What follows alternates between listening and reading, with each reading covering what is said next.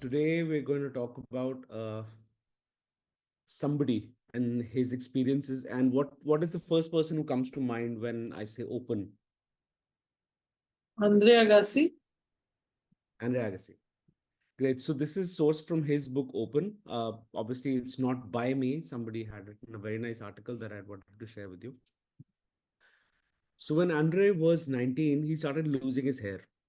Deeply ashamed of his receding hairline, to hide it, Agassi started wearing a hairpiece. Not long after, at the 1990 French Open, Agassi made it to his first Grand Slam final. The night before the final, he writes, "Catastrophe strikes." As he was taking a shower, Agassi felt the hairpiece disintegrate in his hands. He summoned his brother, who was able to clip the hairpiece back together with about 20 bobby pins. The next morning, he writes, "Warming up before the match, I pray, not for a win, but for my hairpiece to stay on. My tenuous hairpiece has me catatonic. With every lunge, every leap, I picture it landing on the clay. I can picture millions of people suddenly leaning closer to their TVs, turning to each other, and in dozens of languages and dialects saying some version of, 'Did Andre Agassi's hair just fall out?' At times, he looks into the stands and sees fans sporting hairdos just like his. This only exacerbates his sense of shame. I can't imagine all these people trying to be like Andre Agassi, he writes, since I don't want to be Andre Agassi myself. Because of this fixation on his hairpiece, though he was a heavy favorite, Agassi lost 3 sets to 1. After, his girlfriend, aware of the hairpiece catastrophe, says, "I think you should just get rid of that hairpiece." "Impossible," Agassi replies. "I'd feel naked." She said, "You'll feel liberated." He thought it over for a few days. He says, "I thought about the pain in my hair has caused me, the hypocrisy and the pretending and the lying." And he went back to his girlfriend and he said, "Let's do it. Let's cut it all off." His first tournament with a bald head was another Grand Slam, the Australian Open. And he says, "I come out like the Incredible Hulk. I don't drop one set in a take no prisoners blitz to the final." "You were right," he told his girlfriend before the final. "My hairpiece was a shackle." In the final, he won 3 sets to 1. Everyone says it was my best performance yet because it's my first victory over Pete Sampras.